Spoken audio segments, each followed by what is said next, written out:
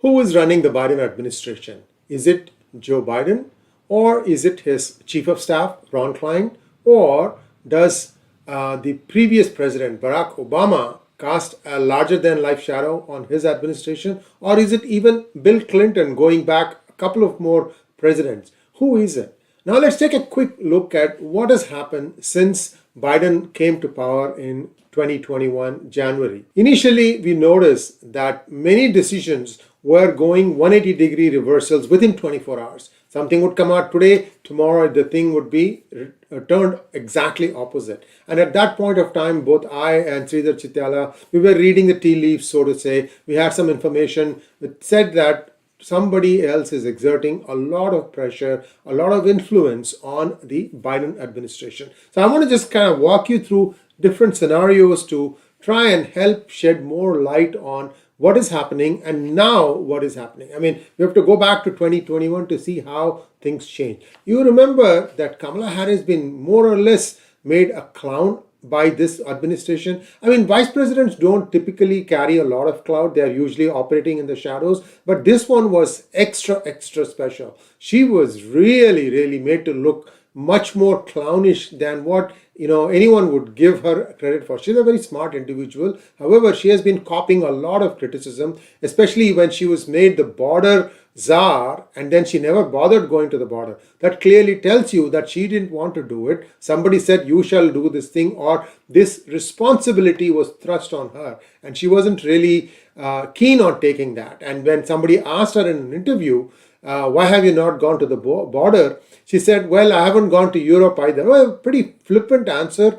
Unfortunate choice of words, I would say. But she could have said more like, you don't have to be physically present there to manage the situation. I do get all my inputs. I have very close, I'm keeping close tabs on what is going on. Things like that. That's what an experienced politician would say. Any question you ask a politician, he has an answer ready. It might not be answering your question, but he has an answer ready. She has an answer ready. So something there that didn't quite trigger on that particular interview. But really, who was running the Department of Homeland Security? That is the person, Mayorkas, right? And if you go back and look at what Mayorkas' record has been, I think he was from California too, if I remember correctly. And that person was really responsible for all the opening of gates and closing of the gates. It was pretty rampant, and many people have come in. Now the United States is faced with a lot of children whose parents cannot come in, but they are here. But what kind of a future are they going to have? To tackle that, the Biden administration brought in Susan Rice to take care of things. Ron Klein is the White House Chief of Staff, and many said that it was he who was telling all the people who had, interests in the Democratic government that whatever you said, whatever you wanted will happen. Don't mind what Biden is saying. So there was all these course corrections that was happening. That was being done by Ron Klein. In fact, even today, Ron Klein is very much the White House Chief of Staff. So we don't know if he's the one really pulling the string, but at whose behest? That's the question we are going to try and answer. And stay with us as we go through some of the left turns and right turns and so on and so forth.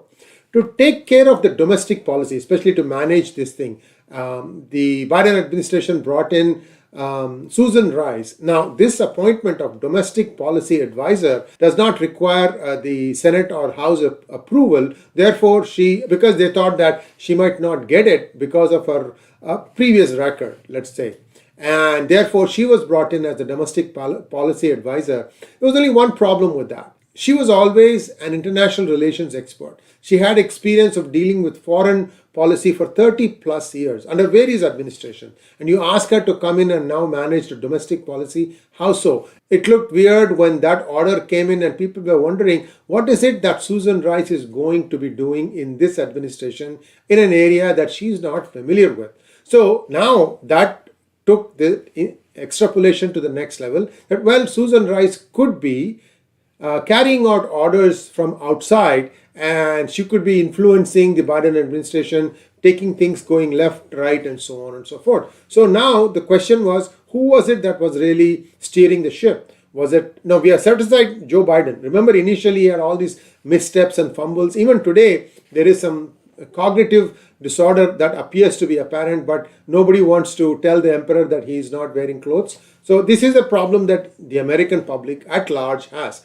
And until 2024 happens, we will not be able to see the result of how much the long-suffering citizens of the United States have understood that their president is not fully functional, that he is not in complete control of all his five skills, so to say.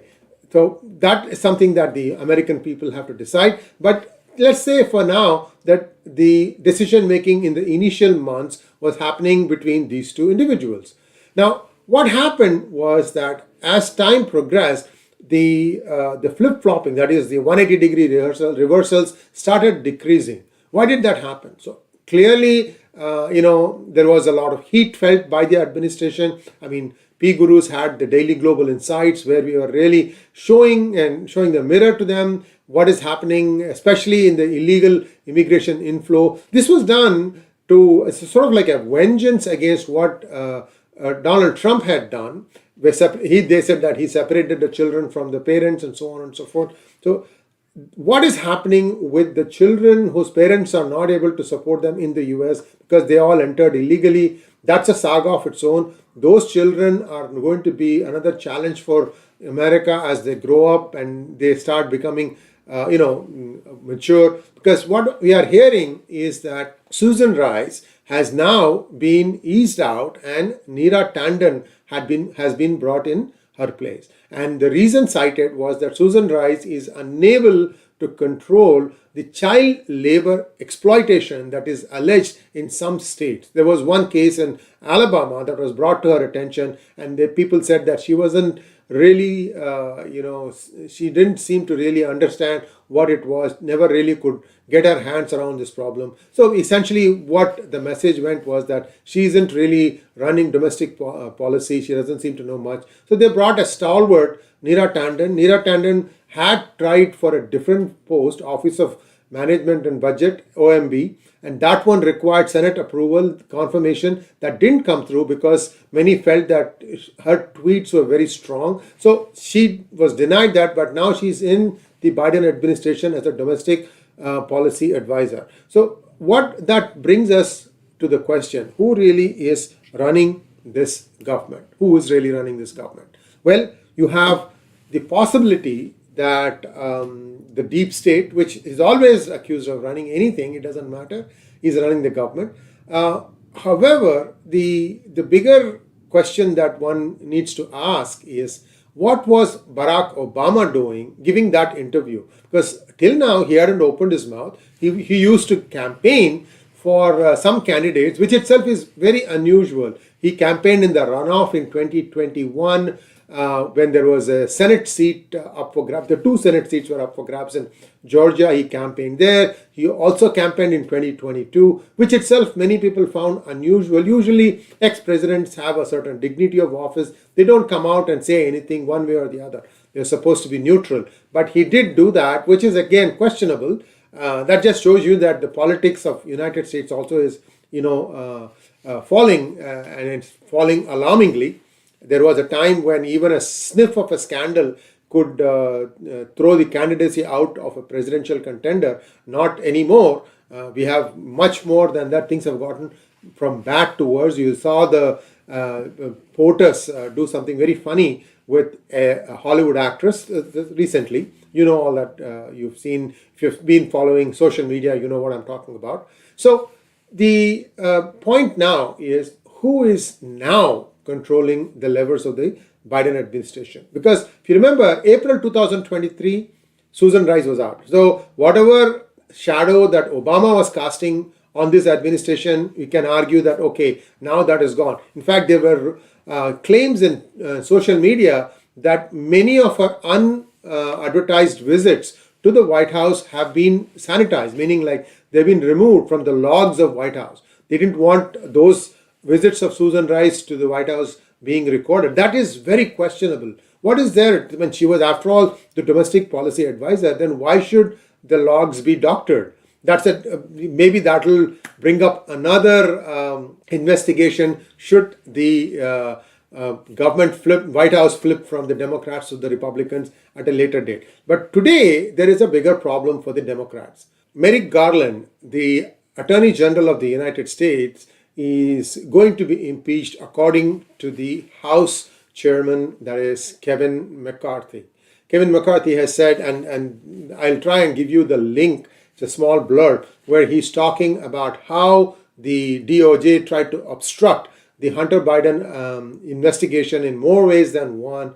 And the other problem for President Joe Biden is that now he is not only implicated in helping Hunter Biden. There is a WhatsApp message. You guys have been following that, haven't you? If not, anyway, I'll put that link also in the references so you can take a look at that. So Merrick Garland is in a lot of hot water right now. He might get impeached. If that happens, that would definitely move the focus back to the president and what he was doing with his son. How many kickbacks did he have? There are lots of allegations there. I have done many monologues myself. Let's get back to the topic here. Obama comes out and makes a statement. He takes pot shots at Modi, at India, but also he has been critical of the Biden administration too. I don't know if many of you saw that part or not. So why is Obama censoring his own successor? Does he think that now Biden has stopped listening to him? And that's a possibility. So you are seeing all these generals come out. You had George Soros come out a few months ago. Now Obama has come out. So, but who is the person still pulling all the strings? It might not be one individual. It could be the usual deep state, which comprises of many actors. But while that is going on, the Biden corruption investigation is also gathering steam. Is it just the Republicans who are after Biden, or is there a group within the Democrats helping the Republicans saying, look here, look there, and so on and so forth? We don't know. So the other interesting story that is emerging is that Bill Clinton could also be influencing the Biden administration. Now, that is a bit of a long shot. However, some people who worked under the Bill Clinton administration are now in the Biden administration. But then see, Democrats will have a pool of people whose expertise they'll consider as being good for running the government. And this is normal. So we can't say that just because somebody worked for Bill Clinton and is now working for Biden means automatically that that person is influencing. Susan Rice, it is believed, had a larger than life influence. So Ron Klein is somebody who has been in the background, in the shadows. He has been managing this thing quietly. Now, we don't know who he listens to, whether he's just listening to all the people who have donated generously to the Biden campaign, which is where, they say, okay, I need my return on investment, right? The military complex or the oil complex. I mean, all these people have now gotten paid, in big bucks. They've all, got enriched thanks to the Ukraine conflict. One conflict, the oil lobby is happy, the arms lobby is happy. And the only thing that is left in Biden's administration that he needs to satisfy are people like George Soros, who I think he did first. So he has basically made everybody happy. Ergo, now everybody has blessed on him running for another term. And that's why he has now said that he is going to run again. So this is another theory that one puts out. Whatever it is, the problem that Biden has is he has lost that one thing that any president is expected to have, that he needs to be able to be completely copacetic, cogent, be very focused on his job. One has one's doubts when you look at how Biden has been performing, whether he really has it in him or not. Because when he runs again, he'll be 82, and by the time he retires, he'll be 86. And he doesn't look like he's in good shape even now, tripping and falling and falling off of his bike. He keeps trying to make it look like he's fine, but there are other places, other times. See, the life of a president is not easy. He's under close microscopic cynosure all the time. So people are always looking to see what he does right, what he does wrong, and play up the thing based on what lobby is, commenting about it. The Democrats will play it up if he does something right, and the Republicans will run him down. This is par for the course. But my big fear is that will the Republicans, going by the mood now, they should win 2024, will they be able to pull it off? I have my own doubts, but as time progresses and as we get closer to 2024, I'll let you know how things are going, and we will have these conversations, or rather I should say monologues. I tell you and you can, by way of comments, reply back. If you have some questions in depth, please do feel free to ask them by way of comments, and I'll try and reply back to you in my next monologue on who is running the Biden administration. Thanks for watching. Please like, share and subscribe to our channel. Don't forget to click on the